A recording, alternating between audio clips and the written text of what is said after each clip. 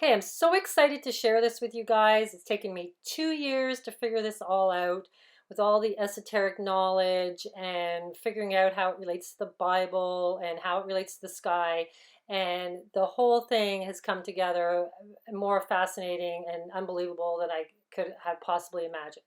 Okay, so I show you this in my last video where we have the 4 ages. You know, this whole age is the great year. It's 25,920 years to get through this.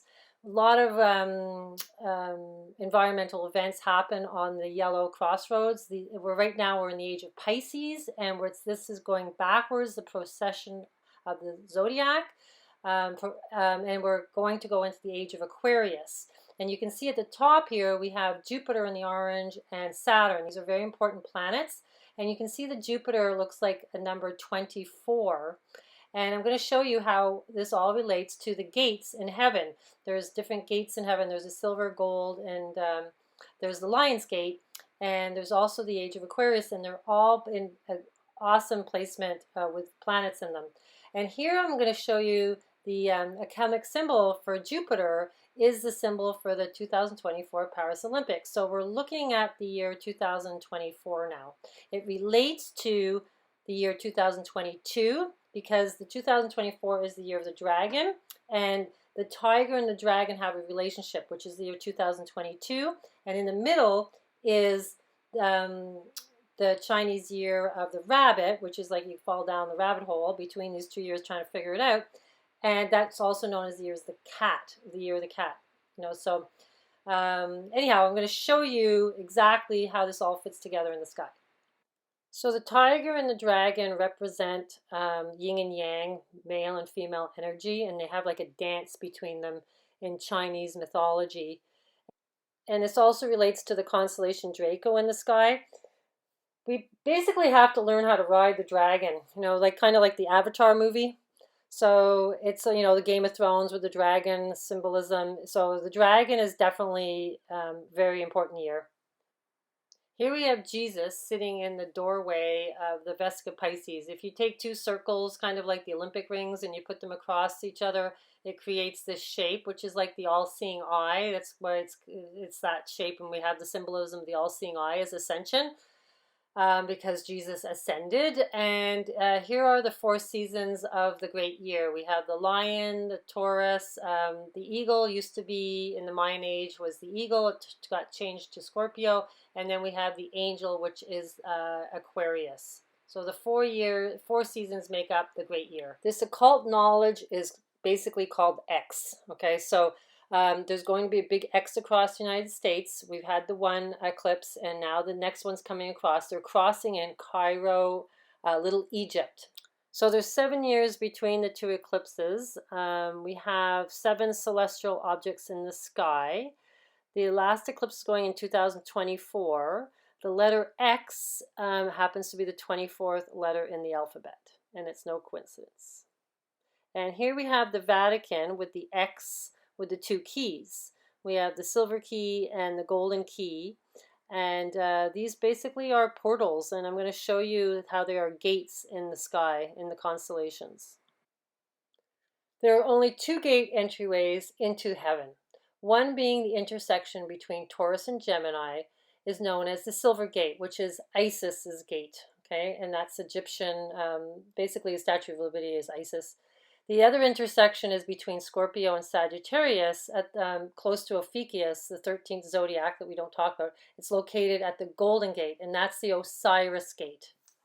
And this is why the Vatican's emblem has 1 silver key and 1 gold key. The galactic center is the Golden Gate. And here are the 7 days a week in different languages. We have French, well, it's Sol, it's Sunday, but in French, lundi is for lunar, which is moon. Tuesday is mardi, which is Mars. Wednesday is mercredi, which is Mercury. Thursday is jeudi, which is Jupiter. Friday is vendredi, which is Venus. And Saturday is Saturn, which is Samedi. So you see everything is coded into the days of the week. The reason why in mathematics number 7 is so important is because it relates to pi. Okay, and pi is basically a fraction of 22, you know, the completion year, if you watch my last video and how that relates to the year of the tiger. 22 divided by 7 brings you pi. And pi relates to um, this thing about squaring the circle. It's about, they're saying a transcendence of pi implies that it is impossible to solve the ancient challenge of squaring the circle with a compass and a straight edge. Now, ancient civilizations required fairly accurate conjugate values of approximate pi for practical reasons, including the Egyptians and the Babylonians. So this squaring of the circle is how they created all their architect, and it's basically esoteric occult knowledge, and this is why it's on the Freemason symbol.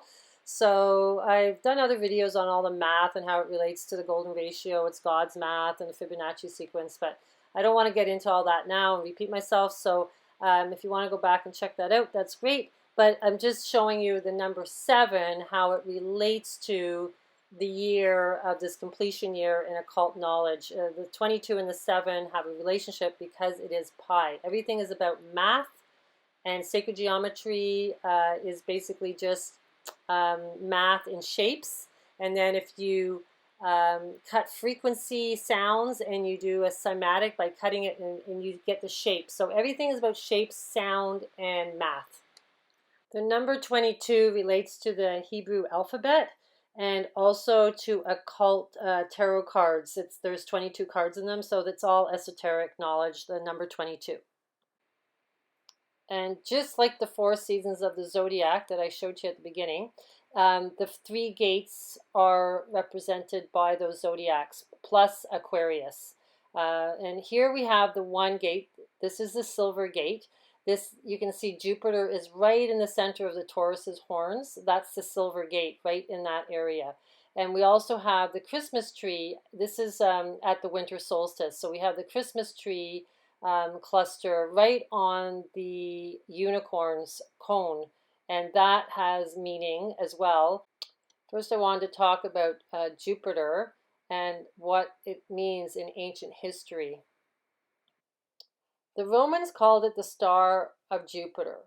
It also was called, the meaning as the father sky god. So Jupiter is basically represented as the god. It's the main planet, and it's the most strong planet. Next comes Mars after it. And to be Jove is to be happy and merry.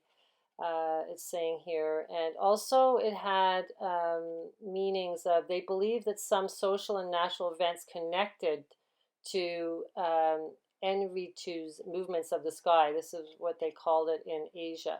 So you can see it has representation of something happening, a big event happening, and it was called the heavy one, the guru. So it has lots of significance. And of course, in Greek mythology, Jupiter is Zeus. So Zeus is represented by the thunderbolt. We see that a lot, and a lot of symbolism through our culture. And what's the most fascinating part about this is the Chinese saw the planet Jupiter as the wood star. And this relates to Revelations 8:11, where they're talking about wormwood, the star wormwood, and I believe it's Jupiter. So it goes as, and the name of the star is called Wormwood, and the third part of the waters became wormwood, and many men died of the waters because they were made bitter. Now the herb wormwood is a bitter herb, but the waters relates to the constellation Saturn, that is in Aquarius, which is all about the water pouring onto the earth. So this all makes sense, and all the planets are exactly aligned for this. Wormwood has many names. It's also known as Nibiru. It's also known as Planet X.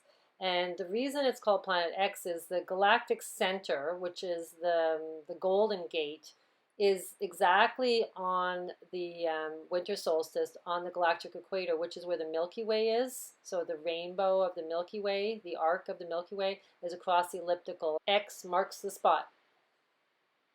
Xbox, X-Men, You know, there's X everywhere. You know, Madonna has X's all over her in her shows. It's like X, X, X, everywhere there's X's. It's because of that's where the galactic center is. When this event happens, the sun will be on the X marks the spot. In San Francisco, by the Golden Gate Bridge, which is, this is what we're calling the galactic center, is the Golden Gate.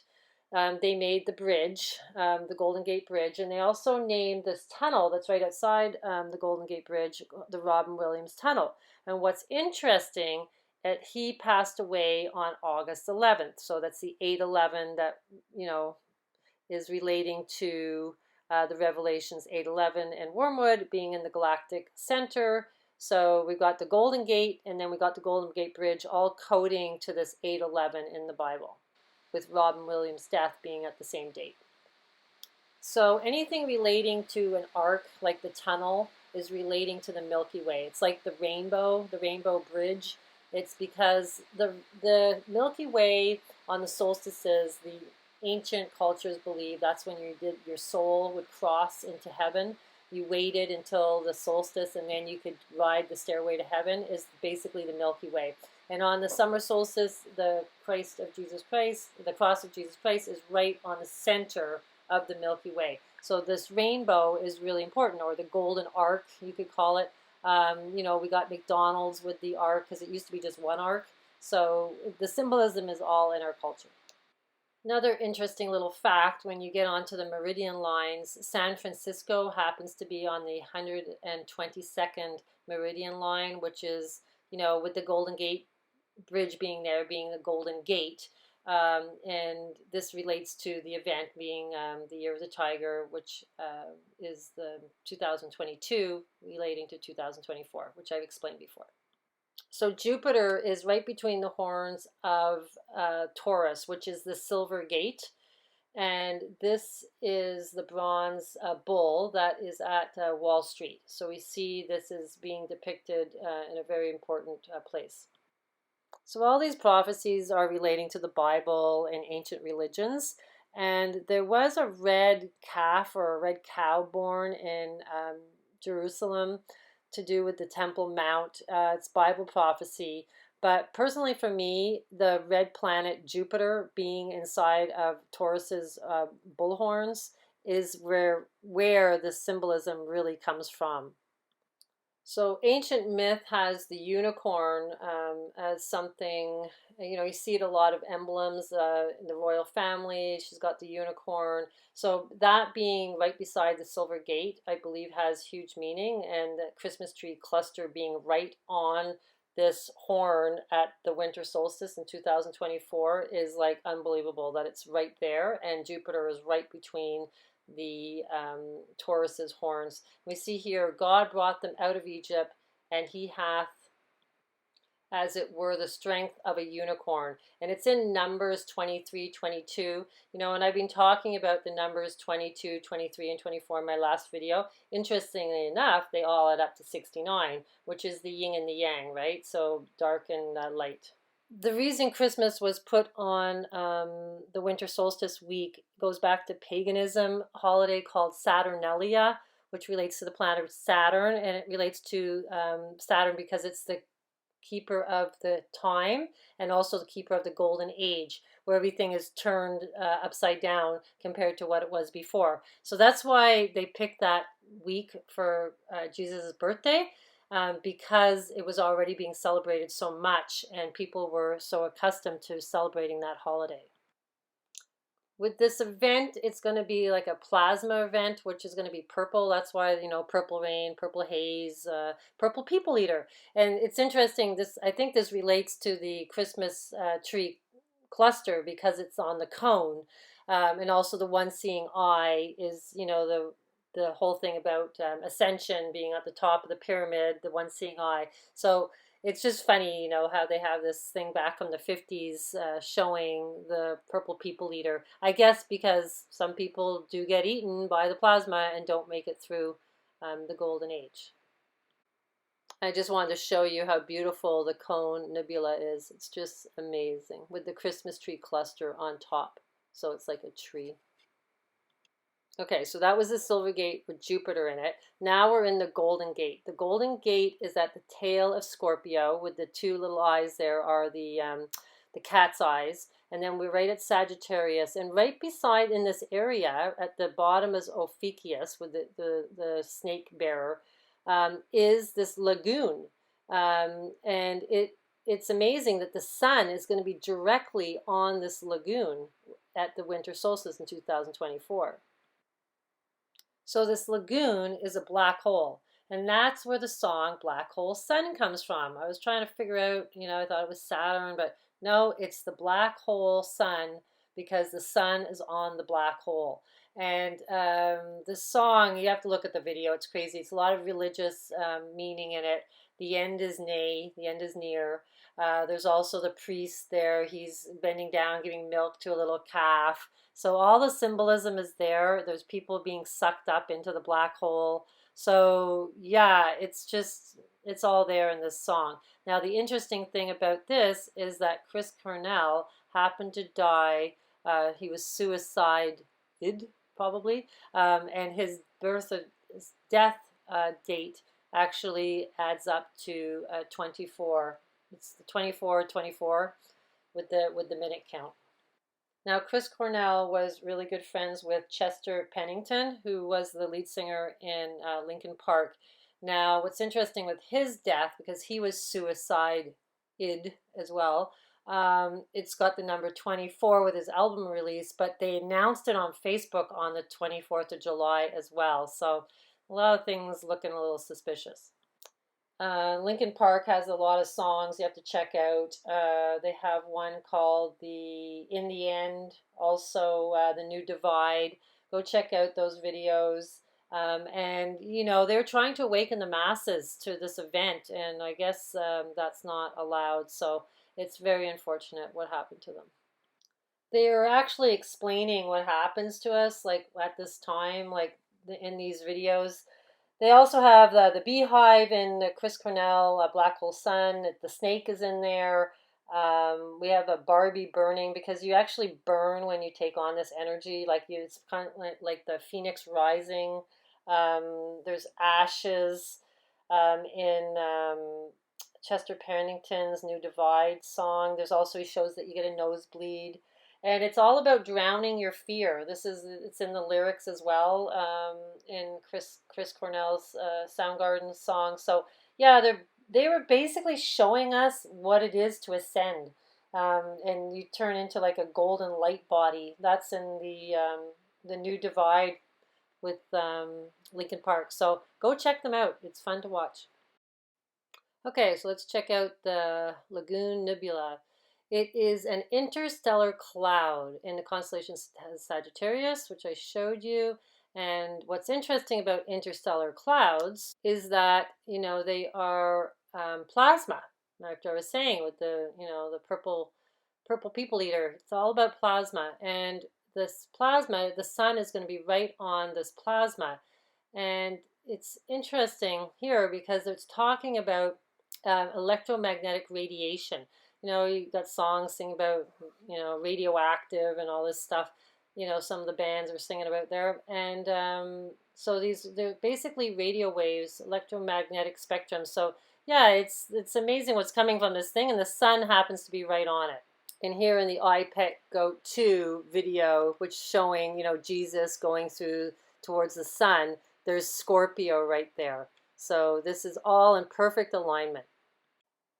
Here is the Lagoon Nebula that the sun is in, and it's just spectacular. You just look at it and it's like, wow.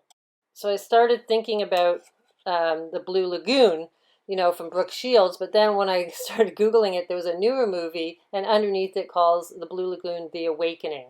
So it's pretty funny. So yeah, this is really important, this lagoon, and that the sun is sitting right in it. And of course, the 13th zodiac, which they don't talk about and that we don't use, is Ophiuchus. And it doesn't have a full cycle of the 30 days. So I guess that's why they decided not to use it. But it's very important in history. It relates to Asclepius, the Greek god Asclepius, who was healing people, healing mankind, and making them immortal. And then he got in trouble for it and got put up as a constellation for, uh, healing people. And right at the bottom of his feet is very important, and that is where Mercury is going is at this time at the winter solstice 2024. So it's interesting that the foot stamping on the scorpion is depicted, and it's saying here the spoken by God to the serpent in the Garden of Eden in Genesis 3:15. So it's a biblical constellation. Okay, so let's find out what Mercury is all about. Mercury was part of the Roman pantheon, and he's all about the god of finance, commerce, messages, communication, travelers, and boundaries, luck, trickery, and thieves. Now, I think Trump represents this god, and he has many names relating to Mercury. There's other gods relating to this planet. He also guides souls to the end in the underworld. We are in the underworld, so he's guiding the souls down here. We're not up in the in heaven, and he's the son of Maya, who is a daughter of Jupiter. Also, it talks about like the boundaries. He's the keeper of boundaries. It's a joke. It's like, how can this possibly be true?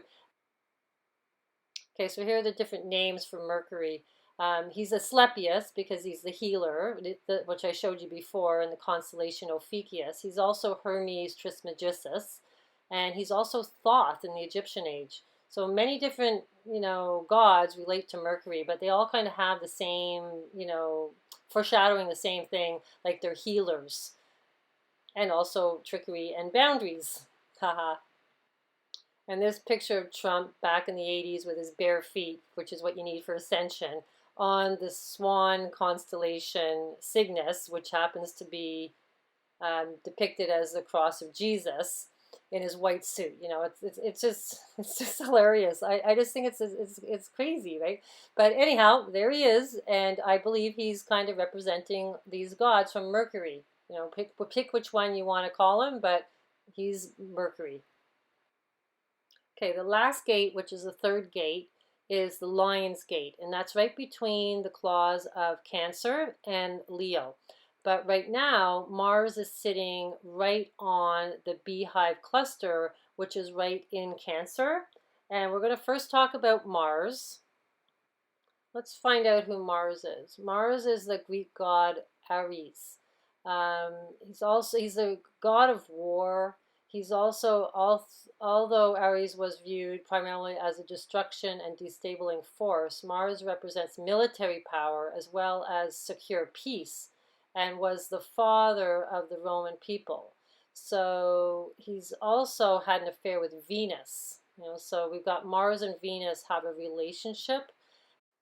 So the history of this beehive cluster, which Mars is sitting right on in Cancer, has some interesting history about it. This perceived nebulous object is in the Ghost, the 23rd lunar mansion of ancient Chinese astrology. Ancient Chinese skywatchers saw this as a ghost or demon riding in a carriage and likened its appearance to a cloud of pollen blown from willow catkins. So, yeah, it's the ghost. You know what? I believe it's the Holy Ghost. So he's sitting in the Lion's Gate, the Holy Ghost. We also have the Sun sitting in the Golden Gate, and we also have God sitting in the Silver Gate. So we got Father, which is Jupiter, Father, the Sun, and the Holy Ghost. There we go. Biblical prophecy in the sky. Yeah, so this is the Lion's Gate, which is between Leo and Cancer. In biblical history, it was considered to be the sheep's gate. So somebody sent me this article about the Lion's Gate and how the four constellations actually make it up: Virgo, Leo, Cancer, and Gemini. The opening being between Leo and Cancer, which I showed you. And also we have Saturn and Jupiter are like two pillars or bookends by these giant planets. So That's crazy because it reminds me of the Twin Towers. You know, we have a lot of symbolism with the two towers. You see this in Freemasonry symbolism, the two columns, and I was always wondering what they were. I thought they were like good and evil, or something like that. But now I understand it's for the Lion's Gate. So the beehive cluster is basically the sheep's pen, the church. The Bible further describes this figurative association with Christ as having set aside a sheep pen or a cluster as a church where the sheep are kept safe until he calls. So this is crazy that Mars is sitting in there, and this is the beginning of the new age. So we also have here as Jesus declares to Israel that he is the gate. Yeah, this is all about the gates. Well, he's the sun, he's sitting in the golden gate. And the lion of the tribe of Judah and leads the sheep. Well, here we go. He's leading the sheep through the gates in and out of the sheep's pen, which is the beehive cluster. So in some depictions they're saying Venus married Mars, but there's something interesting here. She was also former Aphrodite of the Greeks, for example, and she was the former Ishtar in Egypt, and as a star of the bright light of the morning, as in Lucifer. She is a scribe that contributes of sexual drive. We know that. Symbols are of the seashell and female sexual body parts. This is Venus, but Venus is in that triangle in the Capricorn, which is a sheep, right? So we've got Mars in the sheep's gate, and she's in the sheep, like herding the sheep. Well, Capricorn is actually a goat, but goat sheep, we call ourselves, our children, kids. It's from a goat. So this is where it all, the whole storyline is there. Of course, all the illuminated people that know all this information, the elite, Paul McCartney here wrote a song called Venus and Mars, sitting in the stands of the sport arena, because that's where we're in, waiting for the show to begin. We're waiting for the event to happen. Red lights, green lights, and strawberry wine. It says the plasma rays coming off the event. A good friend of mine follows the stars. Venus and Mars are all right tonight. They know. I know the Statue of Liberty is built after Ishtar. And also Venus is related to the five-pointed star. I'm going to show you why. It's the pentagram. It relates to our DNA. The pentagram relates to our DNA. It's a coefficient of a 5 ratio that allows it to become an infinite spiral because it's infinite, the 5, and as a connection and association to Venus. So, we're going into the, 5th dimension. So the age of Aquarius, the golden age. So here's Venus, and she's really the pentagram because she circles the sun 13 times while Earth circles it 8 times, and it creates this, in conjunction where they cross, creates this pentagram star, which is why it's on the United States flag, and it's also makes this like kind of flower rose, which represents our DNA. If you look from our DNA from up top, it looks like a rose, a fractal rose. So that is the star. Back in the day, the illuminated souls, enlightened souls, used to talk about this event coming and trying to predict it. This is when the Notre Dame Cathedral was built, and all the symbolism over those beautiful buildings was all enlightened people. Here there's an article. It's talking about the symbols of the hexagon, the star, and the cross in a heaven in this particular order. So I understand what those are. I'm not sure what this article is referring to, a Star of David alignment. I don't know what that is, but I do know what the hexagram, star, and the cross is. So here's the hexagram, which is on Saturn. It's beautiful blue, and it's actually changing to the color gold for the golden age. And here is the cross. The cross is Cygnus. It's the swan constellation that happens to be at the top of the Milky Way arc during the summer solstice. Okay, so this is the constellation Capricorn that Venus is sitting in that triangle. It's related to the planet Saturn. Capricorn was associated with the crocodile, reptilian or reptile. But modern astrologers consider Capricorn as a sea goat. And the symbol, its symbol is based on the Sumerians' pre-mortal god of wisdom and water, Enki. So here we got Enki with Capricorn. I had no idea that that was related, but that's even more amazing. If you don't know who Enki is, it's the story of the Anunnaki, which is in the Sumerian text. I believe it's also in the Bible. Enki is the one son. He's the good son, and he is being represented by Ea, which is why Earth is called Earth, E. And his brother is Enlil. He's supposed to be the bad son, and the father is Anu. So we have the two sons and the father, which is like Jupiter and Mars and the sun, like the son of the father, and we have Mars, which is the warlord. So it's kind of the same story as in the planets. What's confusing is these characters change names through different ages. So Anki is Thoth, Anki would be Mercury, Hermes. So it's all related. But it's interesting that the constellation Capricorn is related to him. He's a water bearer. Here's just like a wide angle view. You can see what's going on with all the planets. We got Saturn in Aquarius. That's like, wow, he's right on the water. Then we have Venus in the triangle, which is like blow my mind because that's Ascension is the triangle. So the sun is right on the galactic center in the Lagoon, the Golden Gate of Osiris, and Mercury is right at the foot of Ophiuchus, which is the 13th zodiac representing Asclepius, and he's right there crushing the scorpion. And then we have the moon up by Virgo's head, and Virgo is like the Virgin Mary.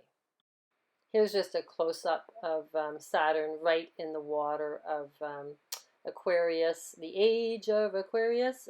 This has been going in our programming for many years now. And there's Venus right in the triangle. The triangle being the pyramid, the all-seeing eye on top of the pyramid that happens to be on the back of the dollar bill in the US. So I wanted to explain about the pyramid and how it represents ascension and why.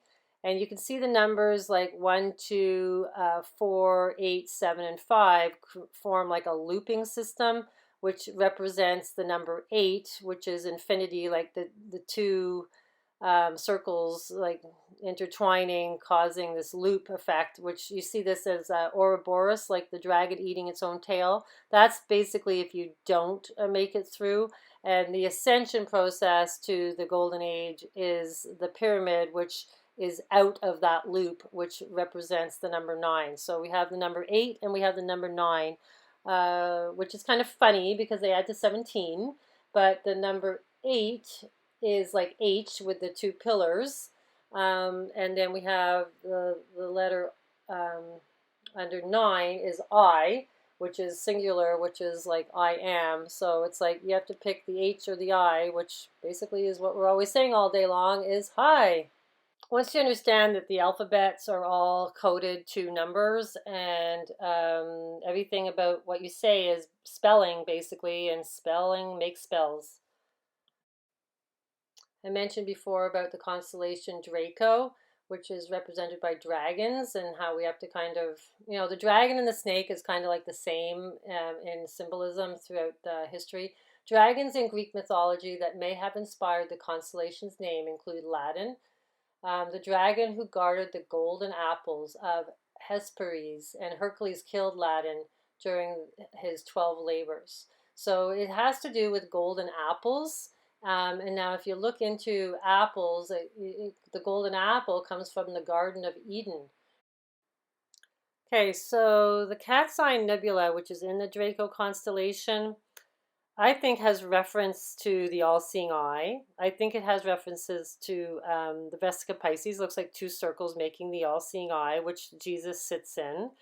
I also see it now as like an apple, a golden apple. And because it's called the Cat's Eye Nebula, there's the two cat's eye at the end of Scorpio's tail. So I think it's like pointing us towards there. And we have the snake, which is the Draco, which is, the the dragon snake, and then we have the apple. So it's part of the whole story. So if you look at this nebula, it almost looks like two slices, like almost like an apple cut in half in two pieces, and that's in the I Pet Goat movie. And also the other funny thing about the apple is, it's you're the apple of my eye. There's it looks like an eye and it looks like an apple. So I don't know if that came from this nebula. Maybe so. Okay, so let's talk about Aquarius, the great one, the god of Aea himself, which is like Enki, it's God. That's what they used to call him, was like Ea. And it says here it contained the winter solstice. This is, the winter solstice. And this is a crazy thing. It's 48 days on either side of the winter solstice. So this 45 number comes out, which is Trump, right? He's the 45th president. And down in Eastern astronomy, it's also talking about the number 45. And here at the bottom, it has the three numbers 88, 89, and 98. 88 represents Trump in gematria. It's like the double loop. Like you're stuck. If you're getting stressed out about him, you are definitely stuck. And 89, of course, adds to 17, which is Q. Everything's coded. It was thanks to Pink Floyd why I started looking at the winter solstice, and also I knew how important it was with the ancient cultures, the two solstices. It says here, a movement is accomplished in 6 stages, and the 11th brings return. The 7 is the number of the young light. It forms when darkness is increased by 1, like when God comes back. Change returns, success, going and coming without error. Action brings good fortune, sunset. So it has to do about the sun. The time is with the month of winter solstice, when the change is due to come.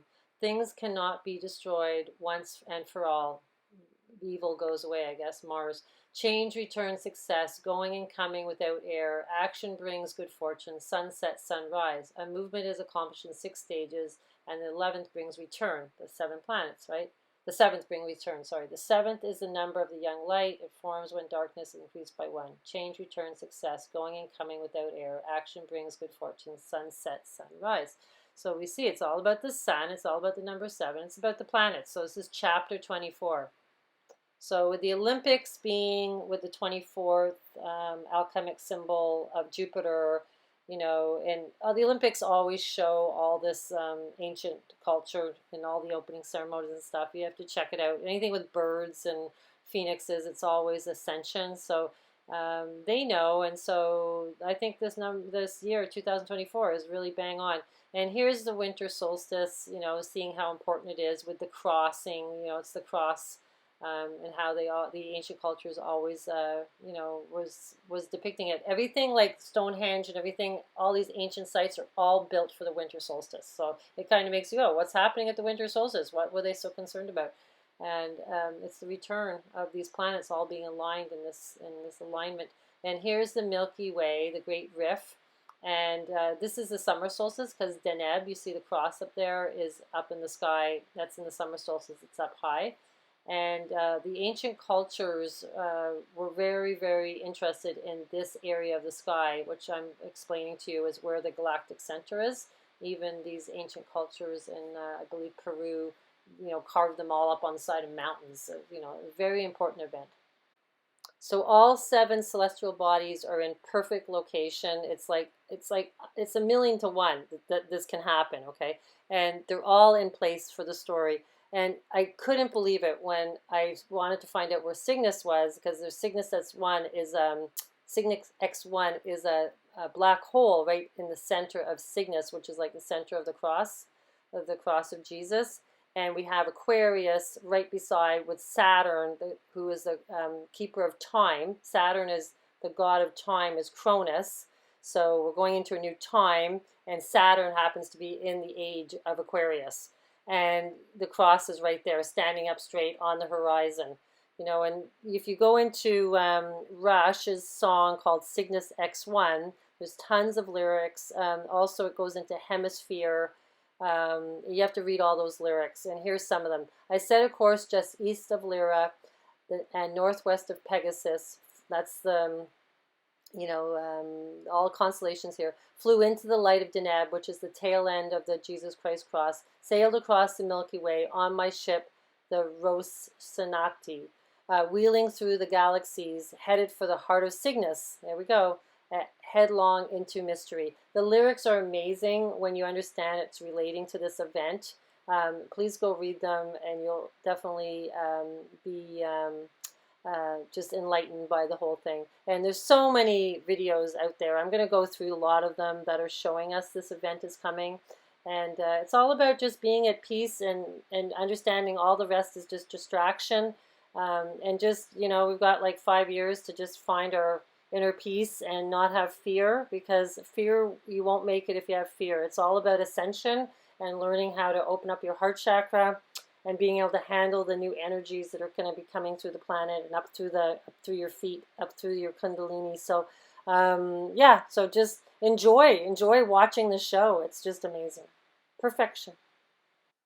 Okay, so I had to check out what the meaning of Rocinante means, and of course, when I researched it, it was a Spanish word for horse, and also a ship. So then I started looking in here, and there's a keyhole right on this big ship in the Carina constellation, and right beside it is a centaur, the horse. But what's interesting, right in Centaur, is the Southern Cross. So when you go from the Southern Hemisphere, they get the show too. Right on the horizon is the horse. And if you notice, it's looking up at where the sun is and the Golden Gate. And then we have Sagittarius, which is a horse. So we've got two horses with two swords pointing towards the sun, Jesus. And at the bottom down here, we have the Southern Cross, which is Acrus. So yeah, it's all there, the whole story. So I get a kick out of reading lyrics that relate to this time. Here's Bruno Mars with 24 karat gold, you know, haha, pun pun. Spend your money like money ain't shit, whoop whoop, we too fresh, got to blame it on Jesus. Hashtag blessed, they aren't ready for me. Oh, where you going there, Bruno? And here's another one here. This is counting stars. And here the guy comes in and it's like they're all praying. And of course the clock is at 2:24. So there's no coincidence. And if you watch this video, there's a reptile that's walking around and they're praying, and then they fall from one floor down into the other, like, you know, from heaven. So it's like, yeah, it's pretty funny. They're all showing us. You just have to know what you're looking for. The final countdown, you have to listen to the lyrics and that. If you have the time, that's like crazy. Final countdown. This is an old song, but it's also at 20 to 4. 24. Here is Imagine Dragons, no pun on those words, and everybody's praying for the end of times. In one of his song, Whatever It Takes. The Imagine Dragons shows a lot of symbolism. Katy Perry, Taylor Swift, Bruno Mars, Madonna at the Eurovision. You have to check out that 2019. It's basically, she's telling us not everybody's going to make it. The whole show is symbolism. So yeah, check it out. And I'll leave you with a picture of Heaven's Gate, the Lagoon. It's absolutely beautiful.